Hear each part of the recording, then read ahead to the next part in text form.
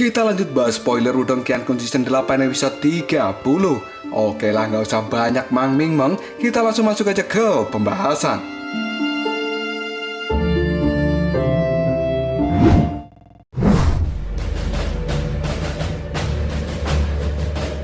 Seluruh tatapan mata di area lelang ini, mereka secara bersamaan melihat ke arah Patua Songte. Karena pada saat ini, semua orang bisa membayangkan bahwa setiap orang akan bisa bersaing untuk mendapatkan pil penyeberangan bencana. Namun mereka tidak pernah menyangka bahwa bahkan penjaga di kota Wanxiang yang merupakan pria yang berasal dari sekte super bernama Songte juga akan mengambil bagian itu.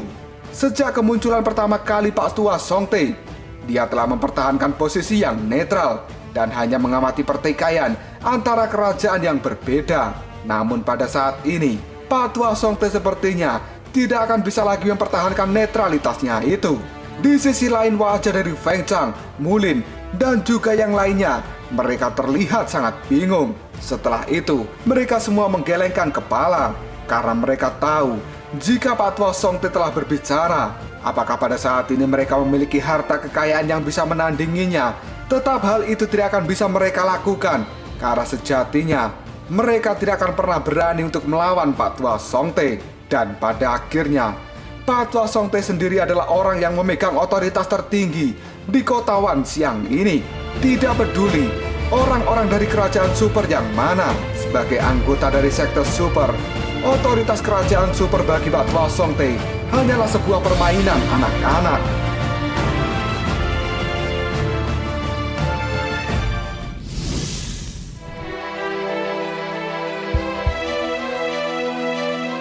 Ekspresi yang sangat muram pada saat ini muncul di wajah Feng Chang.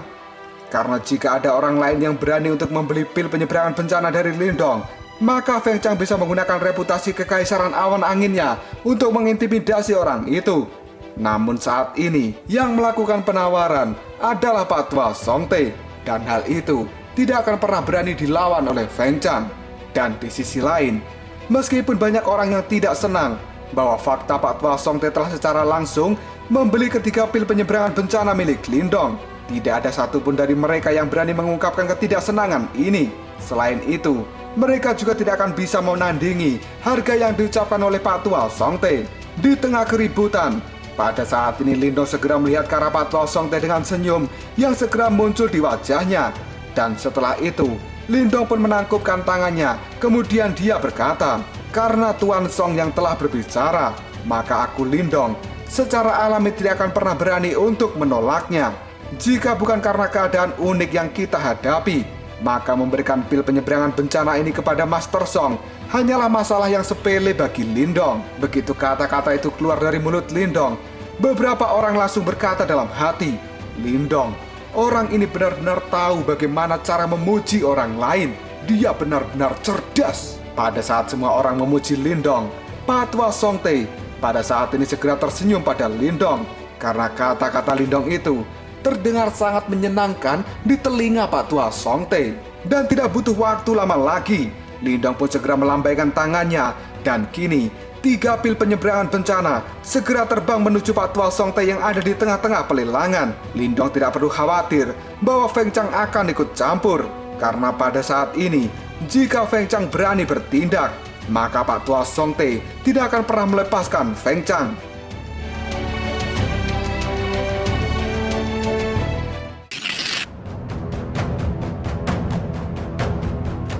Setelah Pak Tua Songte menerima 3 pil penyeberangan bencana, dia pun dengan hati-hati mengamatinya sebentar.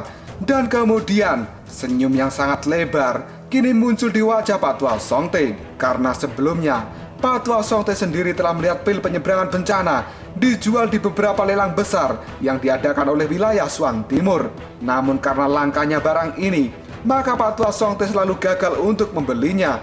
Meskipun demikian, dia benar-benar tidak pernah berharap bahwa pada saat ini akan bertemu dengan pil penyeberangan bencana yang dibawa oleh Lindong. Dan ini adalah sebuah berkah bagi Pak Tua Songte. Setelah memikirkan hal itu, Pak Tua Songte segera melambaikan tangannya, yang kemudian dia melemparkan tas Qiankun yang berisi 24 juta pil nirwana pada Lindong. Setelah menerima tas Qiankun itu, Lindong pun kini berkata dalam hati, Pak Tua Songte. Ternyata orang ini memiliki latar belakang yang cukup baik. Jika tidak, maka tidak akan mungkin baginya untuk segera menghabiskan 24 juta pil nirwana dengan perasaan santai seperti ini. Faktanya, bahkan beberapa kerajaan peringkat bawah ataupun menengah tidak akan pernah mampu membayar jumlah yang begitu besar, bahkan jika mereka menghabiskan semua sumber daya yang mereka miliki. Setelah menangkap tas Qian Kun yang dilemparkan oleh Pak Tua Songte, Lindong pun tidak repot-repot untuk menghitung hasilnya. Dia pun pada saat ini segera berbalik ke arah Feng Chang, yang kemudian Lindong tersenyum sambil mengatakan, "Feng Chang, apakah pada saat ini aku memiliki kualifikasi untuk bersaing denganmu? 24 juta pil nirwana. Aku saat ini menginginkan harta karun jiwa surgawi, dan ini semua adalah harta yang kumiliki saat ini. Jika kamu Feng Chang bisa mengalahkanku, maka harta karun jiwa surgawi itu akan menjadi milikmu."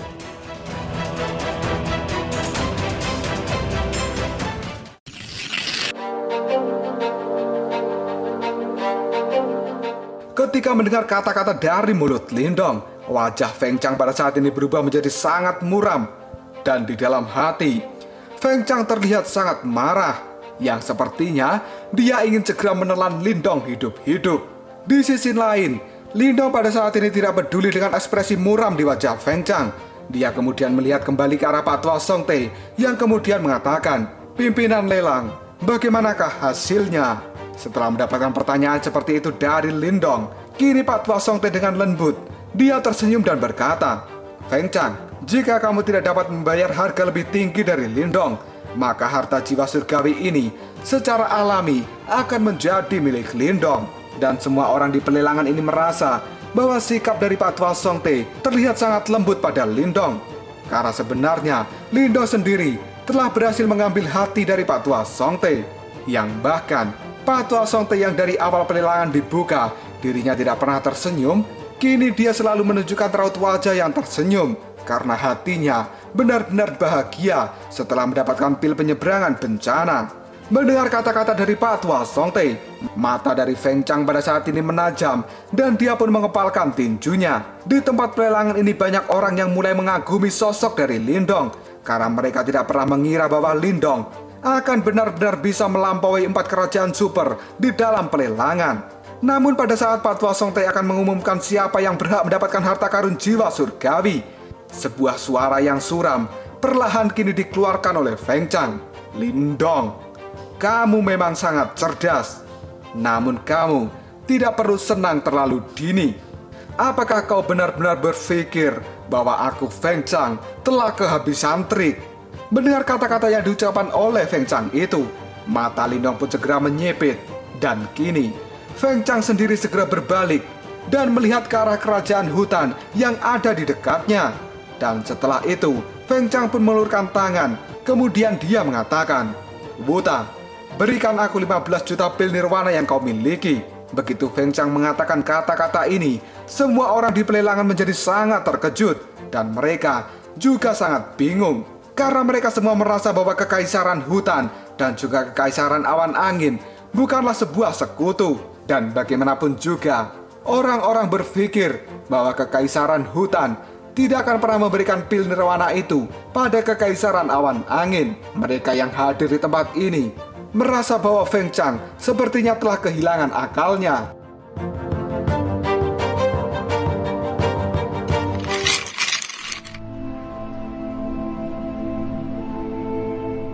Dan kini, sebuah kejutan pun terjadi ketika banyak orang berpikir bahwa kekaisaran hutan tidak akan pernah memberikan pil nirwana yang diminta oleh Feng Chang. Tiba-tiba saja, Wuta pada saat ini segera mengambil tas Qian Kun-nya dan dia memberikan 15 juta pil nirwana pada Feng Chang. Hal ini membuat semua orang menjadi tidak percaya bahwa ternyata kekaisaran awan angin dan juga kekaisaran hutan telah diam-diam membentuk aliansi. Bahkan Mulin dan juga Mo Feng pun mereka sangat terkejut dengan tindakan yang dilakukan oleh Wuta, karena secara diam-diam di belakang pengawasan mereka, dua kekaisaran itu telah membentuk kerjasamanya. Awalnya 4 kerajaan super di kota 10.000 gajah ini telah berselisih, dan hubungan mereka tidak baik-baik saja. Hal itu membuat semua orang berpikir adalah sesuatu yang mustahil untuk melakukan kerjasama. Namun ternyata secara diam-diam kerjasama itu telah terbentuk antara kerajaan hutan dan juga kerajaan awan angin. Aliansi yang telah dibentuk oleh kerajaan hutan dan juga kerajaan awan angin. Hal ini telah menjadi kabar buruk untuk kekaisaran bulan kesepian dan juga kekaisaran Li Huo. Di bawah tatapan banyak orang, Wuta pun dengan santai tersenyum dan dia mengatakan, "Feng Chang, kamu harus selalu mengingat akan hadiah yang telah kamu janjikan padaku." Dengan nada yang dingin, Feng Chang pun menjawab perkataan dari Wuta, "Jangan khawatir, aku tidak akan pernah melupakan dirimu." Segera setelah itu, mata yang sangat berbisa yang penuh dengan kemarahan dari Feng Chang pada saat ini melihat ke arah Lindong. Dan Feng Chang pun tertawa terbahak-bahak kemudian mengatakan, "Lindong, untuk dapat memaksa kekaisaran awan anginku sampai seperti ini, kamu memang sangat cerdas. Tapi kamu tidak akan pernah menjadi orang terakhir yang tertawa. Karena bagaimanapun juga, tidak ada orang yang bisa menghentikan kekaisaran awan anginku jika kita ingin mendapatkan apa yang kita inginkan. Karena kamu telah menawar 24 juta pil nirwana, maka pada saat ini aku akan memberikan tawaran seharga 30 juta pil nirwana." "Hah, Lindong, mencoba menantangku. Kau pikir kau itu siapa?" Setelah mengatakan harga 30 juta pil nirwana, wajah dari Feng Chang sendiri menjadi sangat mengerikan. Karena sebenarnya di dalam hati dia sangat emosi dengan Lindong. Karena harga ini telah benar-benar jauh melebihi harapannya. 30 juta pil nirwana untuk membeli harta karun jiwa surgawi, itu bukanlah harga yang murah. Dan pada saat ini, Feng Chang telah berhasil disudutkan oleh seorang Lindong yang berasal dari kekaisaran tingkat rendah.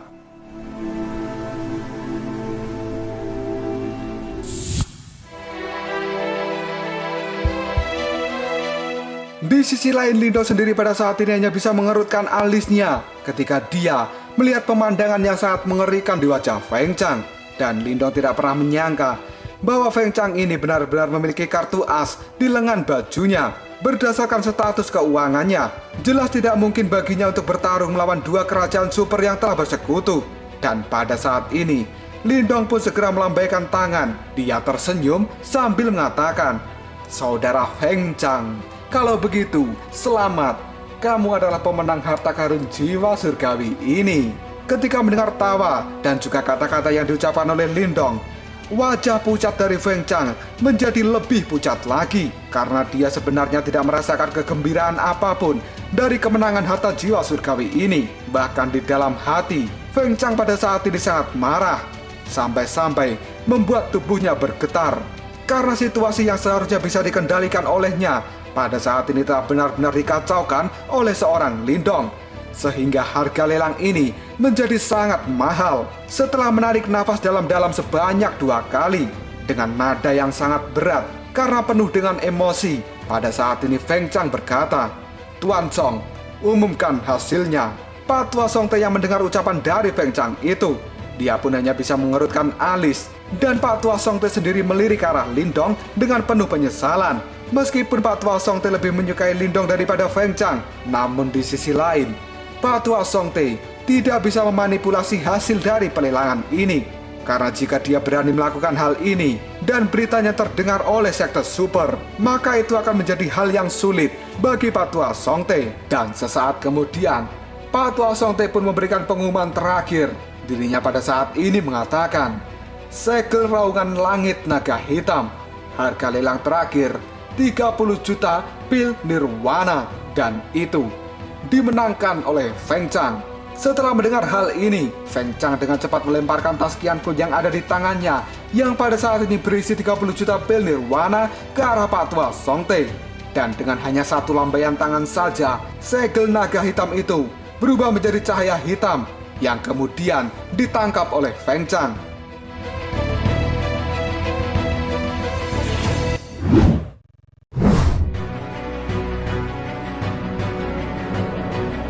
Begitu Feng Chang mendapatkan harta karun jiwa surgawi ini, ekspresinya dengan cepat berubah menjadi sangat jahat. dan dia segera berbalik, kemudian menatap Lindong dengan mata yang tajam seperti belati. Sementara energi Yuan yang sangat buas pada saat ini segera dikeluarkan dari dalam tubuh Feng Chang, yang kemudian Feng Chang mengatakan, "Lindong, kau benar-benar bocah yang kotor. Hari ini aku akan membuatmu mohon kematianmu sendiri." Raungan marah dari Feng Chang bercampur dengan niat membunuh yang sangat mengerikan, menyebabkan ekspresi semua orang yang ada di rumah lelang ini menjadi sangat ketakutan. Karena bagaimanapun juga, orang-orang saat ini tahu, setelah Feng Chang mendapatkan harta karun jiwa surgawi, dia pasti tidak akan pernah melepaskan Lindong. Namun tepat ketika Feng Chang akan melakukan serangan, kini Pak Tua Song Te yang ada di tengah pelelangan, dia pun berkata, "Di tempat ini dilarang untuk bertarung." Mendengar kata-kata dari Pak Tua Song Te, niat membunuh dari Feng Chang segera meredup, dan dia pun hanya bisa mengepalkan tinjunya dengan erat. Segera setelah itu Feng Chang menatap tajam ke arah Pak Tua Song Te, yang kemudian Feng Chang berjalan untuk keluar dari tempat pelelangan ini. Sambil berjalan itu, Feng Chang pun mengatakan, "Lindong, keluar kau sekarang juga. Karena kita tidak bisa bertarung di dalam rumah lelang, maka aku akan membantaimu di luar sana." Setelah kata-kata itu keluar dari mulut Feng Chang, tiba-tiba saja Pak Tua Song Te pun memberikan komentarnya, "Maaf, suasana hatiku saat ini sedang tidak baik-baik saja. Oleh karena itu, pertempuran dilarang di seluruh kota Wanxiang." Mendengar kata-kata yang diucapkan oleh Pak Tua Song Te, hal itu membuat emosi dari Feng Chang semakin meningkat, yang pada akhirnya karena tidak bisa menahan emosi yang tinggi itu, Feng Chang pun segera memuntahkan darah dari dalam mulutnya.